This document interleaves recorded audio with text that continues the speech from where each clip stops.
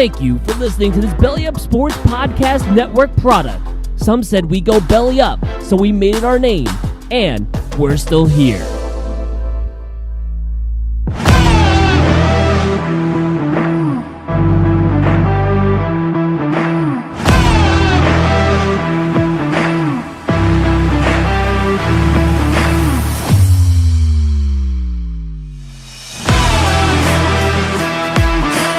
You're tuned in to the new Era Sens podcast, a Belly Up Sports media podcast.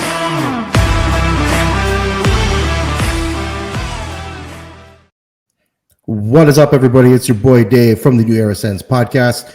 With me, as usual, is our friend Phil. You can find him on Twitter at Pilal, and Eric Sampson 93 is our boy Eric. Welcome to season 3, episode 1. We kind of stumbled a little bit last season just due to a lot of personal stuff within all three of us. There's just so much stuff going on. We won't get into all that, but new baby, new house, and shit's just crazy. How's everything going with you guys? Pretty good, man. I got promoted this year. I'm now the director of business development at my work. So things are going pretty good. I'm getting some more projects and everything, and yeah, got the new office. It's pretty much set up for this year, so I'm ready to go.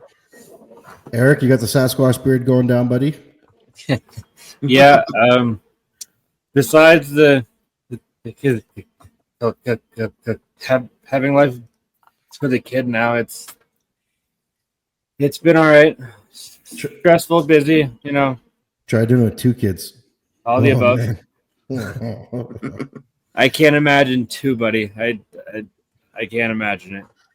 The second one's 11 months now. He's going to be a year this month, and he gets into everything. Pulls the vents out of right off the heat registers. Pulls the door stoppers right off.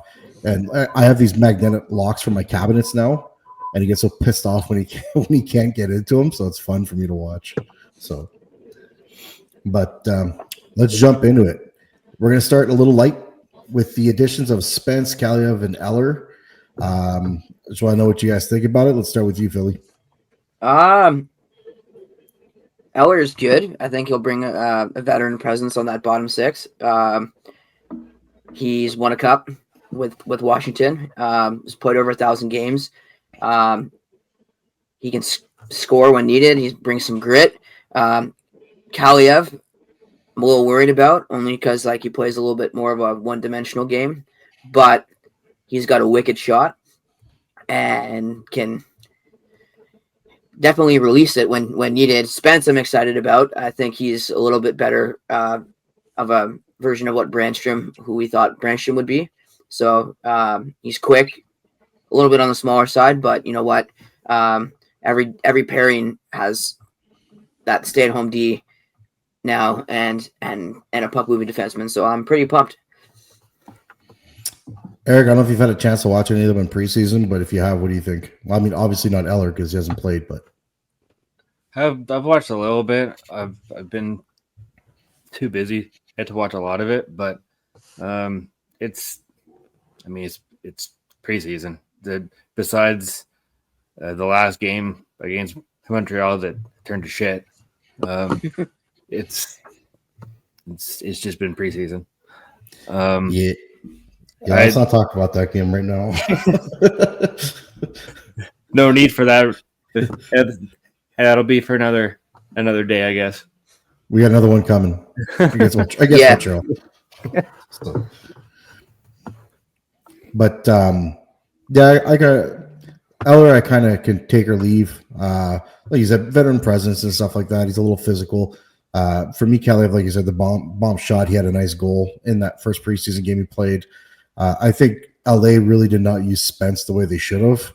So I think he's going to be able to kind of blow up here, and I'm excited to kind of see what he does. And he'll be a really good guy to step up into the higher pairings should somebody get hurt. I think he's going to start at the bottom pairing. But yeah, it's tough, man, because Yak is making a case for himself right now too, right? Yeah. And I mean, for once, Ottawa actually has a good D problem where we're pretty stacked on that right side. We haven't had that problem think, since there was like the Volchenkov, Phillips era and all of them, right? So I'm pretty excited to see how well they all turn out and how well that whole team performs this year. Do you guys think Yak makes it, or do you think he goes to Belleville? Not this year. He realistically could if we needed him in the lineup, like for an injury or whatever. He would easily be able to do it, but Yeah, first call up type deal. I don't think they're going to rush it. No. Yeah, I think a year in Belleville will do him some real good. And then, I think eventually he replaces Zub. What do you see in the future there for Yak Philly? Like this year, obviously call-ups. Do you think someone like Zub's kind of the odd man out next season? Or, I mean, you got Jensen, but... Yeah, I think Zub stays. I think Jensen goes. I think Yak's probably going to get his 9 games to start the year. Not rush Jensen back. Let him get some more rehab and some leg work in, because he's coming back from hip resurfacing surgery, which is a tough thing to come back from. So he's looking good so far in his skates and stuff. But I think Yak gets the 9 to start. Not going to burn that first year of his contract. And I think next year he'll be coming in and we'll be an Ottawa Senator instead of a Belleville Senator. Agreed. And he's put on a bit of weight this year. And hopefully next year he gains a bit more weight, but he also keeps working on that skating so he doesn't like slow down, because he's a pretty good skater for his size. He's a pretty good skater. So, and I mean, the focus for him over the season in Calgary was focusing on his defensive side of his game, right? And he's got the scoring down pat. He's got a whipping shot. He's quick. He moves the puck very well. But the only thing that, like the rest of the team this year or this past season, was Green made a big focus on the defensive side of the game. So as you saw, our scoring dropped a bit, but we were much better across every other defensive metric.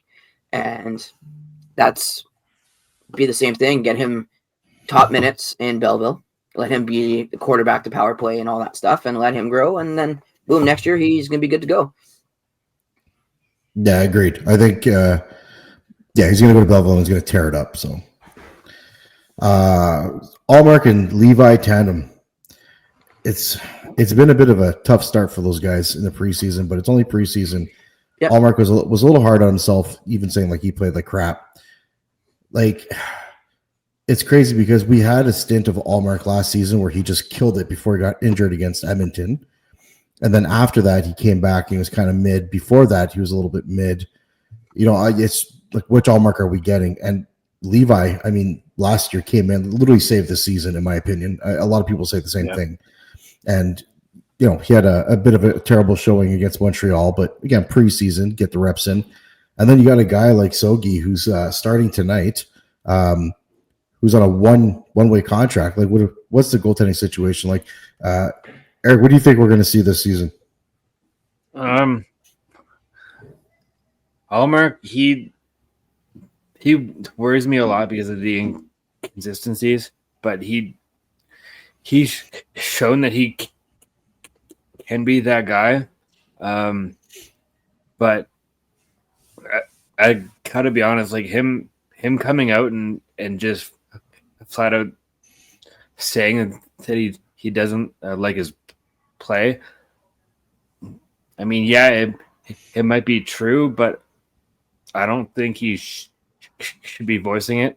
Like, regardless, if you're playing like crap, you don't go out and be like, yeah, I'm just being garbage right now. You don't admit that, at least in my opinion. Yeah, and as far as his inconsistencies go, I was having a conversation with a buddy on the block, and one of the things that he said was, and it makes sense, is it's like when you go golfing and you get in your own head because you had a bad shot, and then you have another bad shot, and you have another bad shot. But when you have a really good shot and you feel good, you keep having good shots. Same thing, I think, with him, where when he has a really good game, he works, that's what he plays off of, and he starts playing better and better and better and better. But until he has a good game, if he's gonna have bad ones, he needs to have a good one sooner than later. Philly, what are you thinking? What are we gonna see this year? Are we gonna see Sogi or at all? Do you think, or is it unless there's injuries? Like, what do you think? I hope not. Sorry. It's a good question. I think Sogi stays unless there's an injury. I think he goes down, and I think he hopefully, knock on wood, he stays healthy. Clear? You think he would clear? He needs waivers. Yeah, he'll clear. Like there's been a few goalies that have been dumped already so far this preseason, and only one's been claimed, and that was only because Vass is still injured. And they're not sure if he'll be ready to play for Tampa. So they got insurance in the event that does happen. But didn't Ingram get claimed from Edmonton as well, or was that a claim? No, it was a trade. That was a trade. It was a trade. Okay. Yeah. So I live in Edmonton. I should know this shit, but I don't. They could have gotten him for free, but no, they traded him for future considerations. But I think the same thing will happen. I think. That's right. Because I was like, another member of the future considerations family has been traded. Yeah. Biggest family in hockey. Yeah. So. But yeah, no, I think Sogi, barring any injuries, I think he stays in Belleville. He'll be definitely Manny. It'll be him and Hunter Shepard. Manny in the crease there, and if Jackson Parsons makes a team in Belleville, he'll be sent down to Allen. For the ECHL. I'm hoping that we get the same Meriläinen as last year, this year. Now that I don't know if he just tried to prove that he was capable of getting the crease, and then this is just the got him to get the contract kind of thing. Not that I'm saying that, but yeah, because when you look at last season, sorry to cut you off. Yeah, no worries. When you look at Ullmark's history, he's never played, a full starting season of games. No. And he's getting older. So is he physically able to do a full season of games, like that average 50 or whatever? Who knows? So Leevi is going to have to, I'm thinking he's playing 35 games this year. We also have the money now and cap space to keep 3 goalies if we really wanted to, right? It's a bit of a waste. I know, unless you're worried about losing Sogi, then you just do it. Yeah.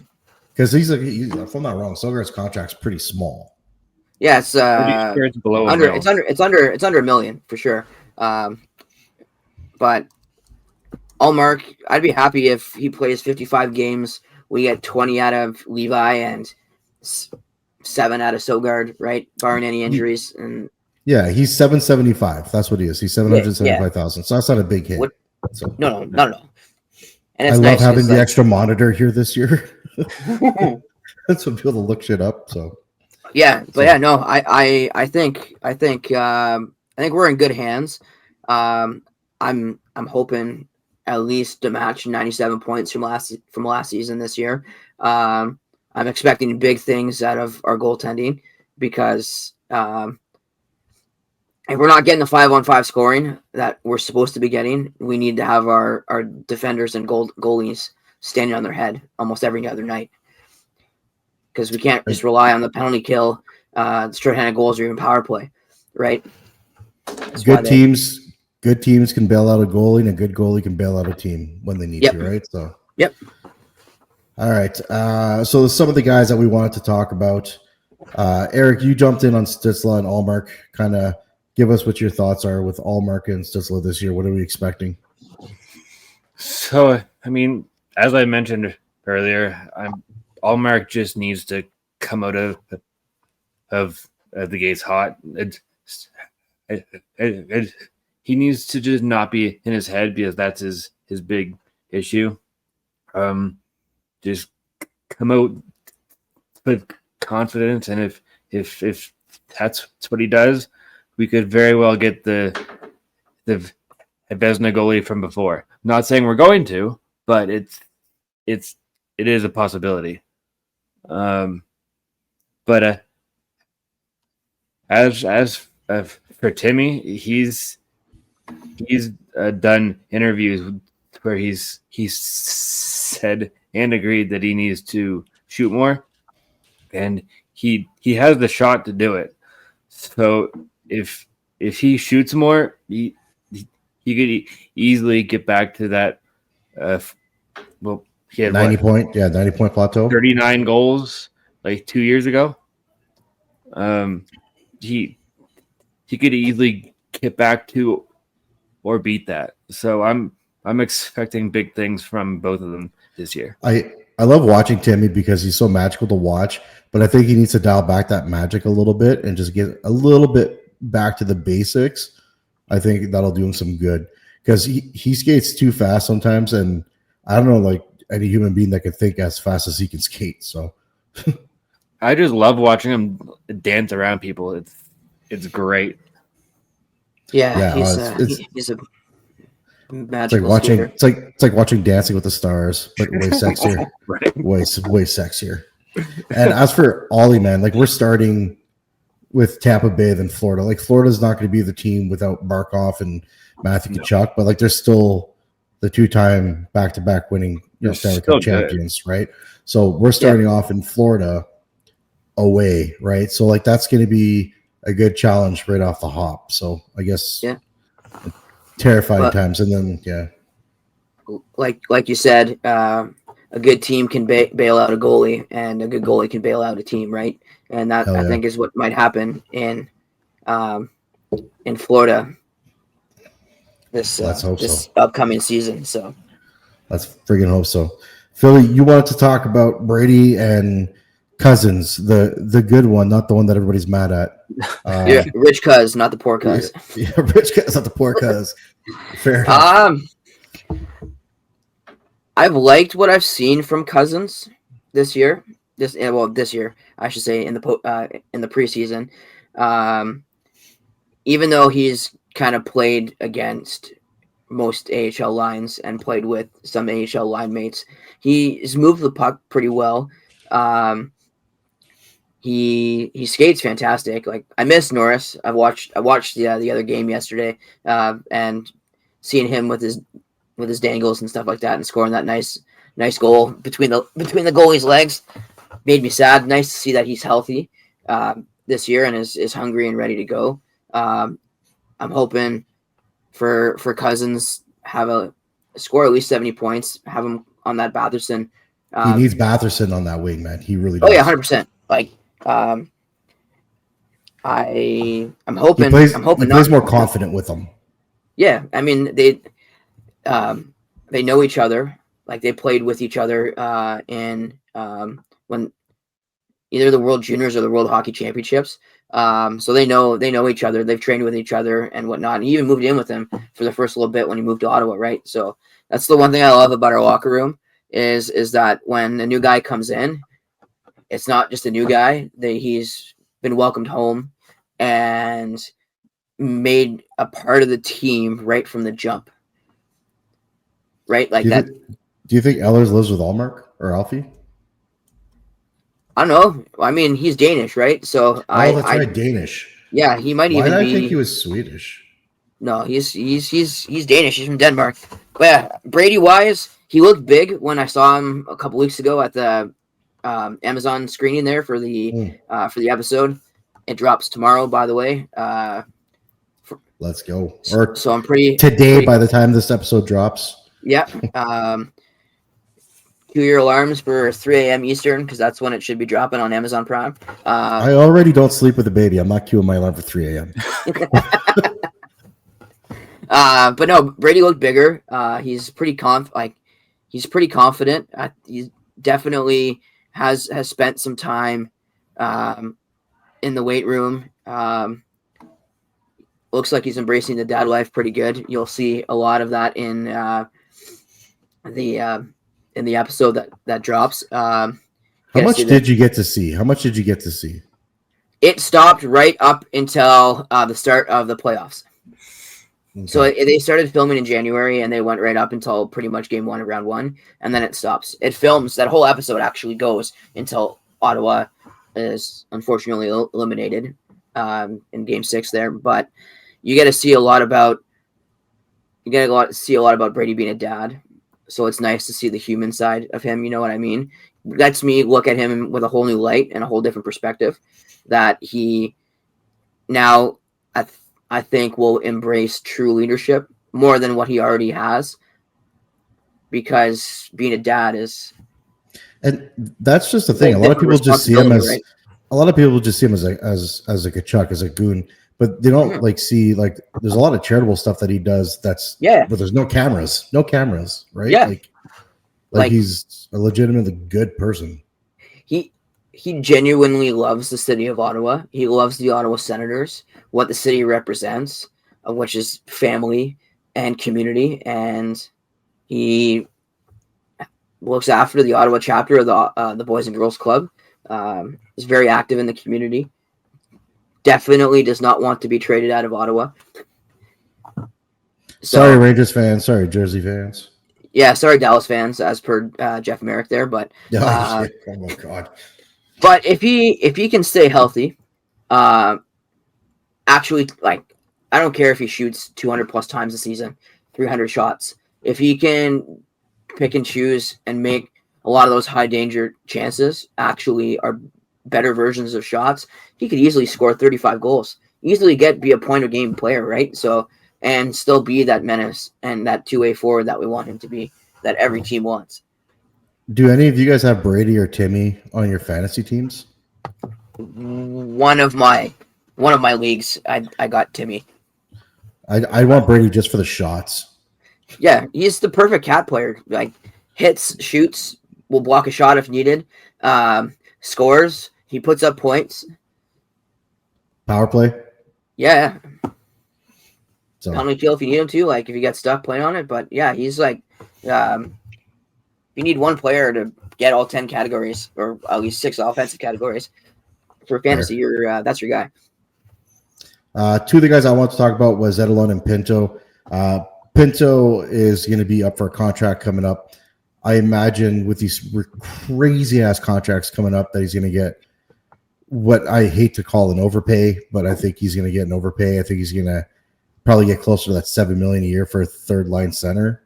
Now he's a great two-way player defensively, and this year I'm looking like last year he came back. He did half a season before that, but there's still that stigma. And then he came back last season as a prove me season. I feel like this year he's got nothing on his shoulders. He could just come and play. So yeah, I expect a big season out of him. Honestly, it's going to sound ridiculous, but I expect 25 goals out of him. Go for it. That's pretty realistic, actually. You think so? Yeah. It's not that far-fetched, in my opinion. It depends who he plays with. And that's where I was going to bring up the Zetterlund. If Zetterlund is on that second line, G is going to be on the third line. And I'd rather see G on the third line simply because it would make that third line a little more whole versus Zetterlund. I think Zetterlund has more speed. He needs to play with a guy, like he can play with, Timmy, for example. So, yeah. And Zetterlund's another guy I expect about 25 goals out of. And if Zetterlund doesn't get 25 goals, then to me, it's a failure of a thing. We're not in that part of. Go ahead, Philly. I was gonna say he's done it before, so and he did it in a very sorry San Jose, but on a very crappy San Jose team, right? Oh yeah, San Jose is one of those teams nobody hates. We just kind of feel bad for. Yeah, for sure. I mean, they got pretty good prospects coming up, and watch out the Pacific Division because they're coming up. Yep. And same with Anaheim. We used to be in a situation where if a guy like Zetterlund was to pot 2022, we'd be like, that's pretty good, but we want to be above that crap now. I want my first, line or second line guy to have that 25 goals at least, right? Its expectations have gone up. How nice would it be to have everyone in your top 9 score 20 goals minimum? Yeah, that'd be beautiful. Right? So, like, if you've got realistically 20 to 25 goals, if the top 9 scores 25 goals, that is that's 225 goals right there, which is get and then 10 for the. And some of the guys will get more than that 25. Oh yeah, for sure. Like Drake's gonna go, I think, between 25 and 30. I think unfortunately, I think Dylan Cozens is gonna be between that 20-25, but still, that's good. he's an assist machine. He's got excellent vision and can pass the puck like no tomorrow. So Big boy. he can, Big boy. yeah. And if he can do that, get 20, 25 goals, 40 to 50 assists, you know what I mean? Get you pretty close to those Batherson numbers, because that's what that point total is essentially what we paid Norris to be, and we traded them 1-for-1 pretty much. Yeah, we went after Cozens so we can get more 5v5 points versus power play and shorthanded, right? So yeah, that's what we needed. So yeah, it's kind of my thing. I think Pinto is going to step up quite a bit this season, like I said, and so for me, Zetterlund, I think I have expectations, but I think he probably has internal expectations. I'm sure management's had conversations with him too as to what they expect out of him, and they told him, like, we brought you in to shoot, we brought you in to score. That's what we want to see, right? So yeah. Question that's not on the books. So is Zetterlund should be beside Timmy, in my opinion. So for me, Zetterlund's a second line guy, but who do we have to play top line, right? I feel like we still have a little gap up there, right? Because I feel like you should have Zetterlund as a second line, G as a third. We still need a top line guy, is how I feel. So starting next season, we're gonna have 84 games, boys and girls, which is huge. So hockey's gonna start regular season end of September, which tickles me pink, because that's usually the time where things start to get depressing, where the weather starts to get a little cooler. And honestly, man, people are like, it's getting cold, it sucks. I'm like, getting cold means hockey season, so I'm happy about it. Do you think this changes the makeup of how teams approach a season with 2 extra games? I know there's gonna be less preseason games, so that's good. So at the end of the day, I think it's just less preseason, more regular season, same amount of games. I think in the end, just 2 more that count and 2 less that don't count. Yeah, and the playoffs start earlier, which means the Stanley Cup Finals end earlier, which means the teams have more time to prep for the draft and then free agency. It's not boom, Stanley Cup Finals are done, and then they have a couple days till the draft, and then boom, and free agency starts. It'd be nice having 42 games at home, 42 games on the road. They used to have it back in the late 90s, right? Yeah. When did they say they expect to hand out the cup again? Is it going to be middle of June? Yeah, it's after Father's Day, I believe. Well, that's not bad. That's not bad at all. No. So and then we got the Olympics this year. That's going to be huge. Yeah. Eric, you excited for the Olympics? Yeah, it's the first time in a while that we're getting the NHL back in it, right? Yeah, 100%. And I hate to admit this because of all the shit that's happened, especially since the 4 nations, but Team USA scares me. Yep.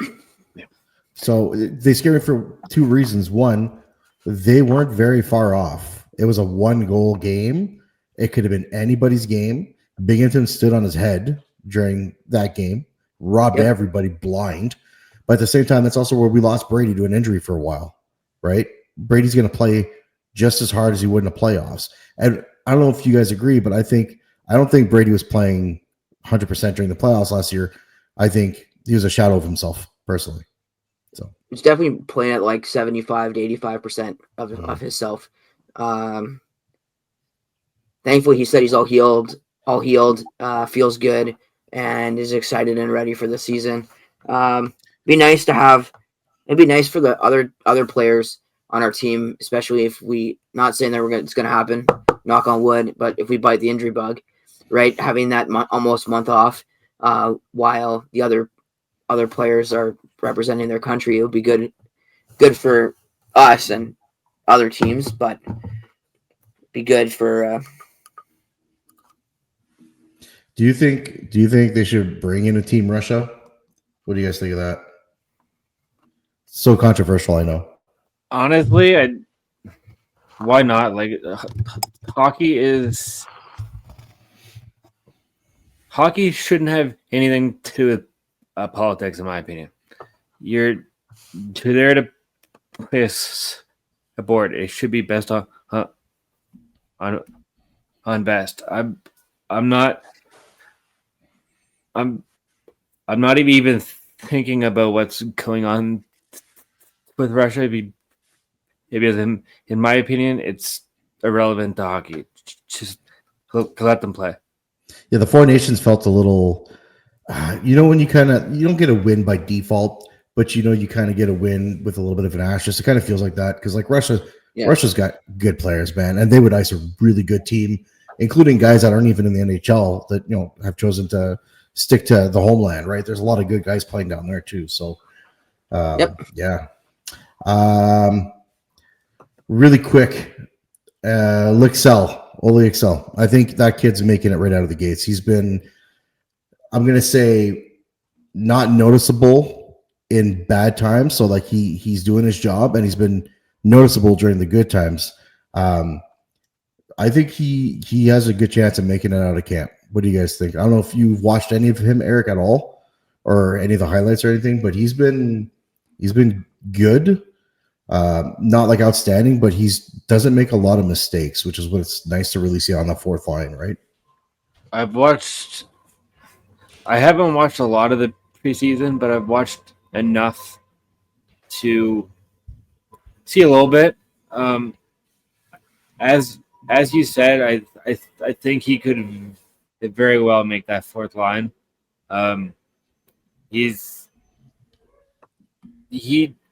It brings that scoring a bit of a defensive edge too.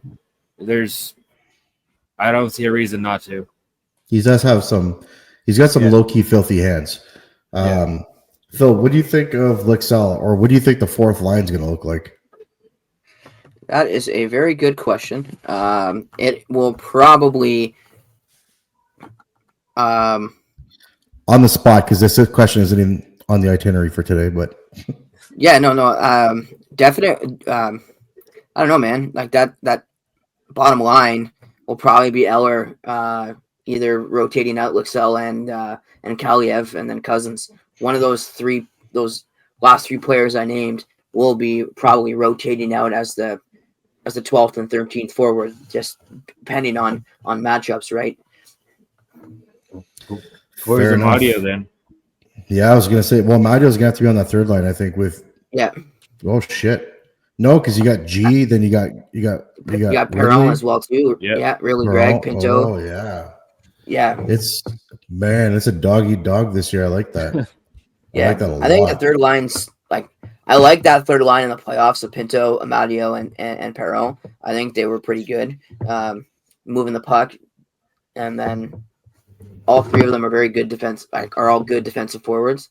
So I don't mind if we have to scratch like Nick Cozens or Kaliev. They're both under $1 million. Yeah, 1 year, right? Like, I mean, at the end of the day, who knows where they're even going to be at the trade deadline? Yeah, for sure. I definitely think if he's played well in the preseason, if Kaliev was to get sent down to the minors, he has to clear waivers. I think he gets claimed. Fair enough. I got one last question. Would Chris Neal beat up both of the Wi-Fi brothers? Yes. No question asked. I know someone at on the Twitter argued, same time. At the same freaking time, right? Like, I had somebody on Twitter arguing with me, and I'm like, dude, it's the only guy I've seen Zdeno Chara lose a fight to. Him and Brian McGrattan against those two, it would be no match. Ottawa wins 10 times out of 10. They'd be sleeping. But that's one thing I missed. And again, I saw somebody else mention this, and then I brought it up as well too. That's why I miss Brian Murray. He always made sure he had one of the biggest, baddest goons in the league on the team for guys like this, right? And like didn't even get suspended once. No, exactly. You got a guy like Zach McEwen, Zach McEwen is willing to drop the glove. I don't care about just willing to drop the gloves. You got to be able to win fights. Like for sure, 100%. He can't win a fight. He's a younger version of Austin Watson. Yeah, I mean, he's got a sneaky good shot though. I was listening to TSN 1200 the other day, and one of the guys was mentioning that somebody mentioned like McEwen's got a sneaky, really good shot, and we saw that last year. Like when he scored, it wasn't like fluke goals; he had nice shots. So yeah, and he's very good in Belleville, right? Because he's given the chance to kind of really flourish, and play in the top six. He's not a top six forward. He's a guy that's serviceable. He's got a good shot. I watched it a couple of years ago in the skills competition for the Sens when they had their fan day or whatever it was. Yeah, fair enough. So, but all right, we're gonna wrap that, boys. This is episode 1, and we'll see everybody in the next episode. Go Sens, go! Go Sens, go, baby!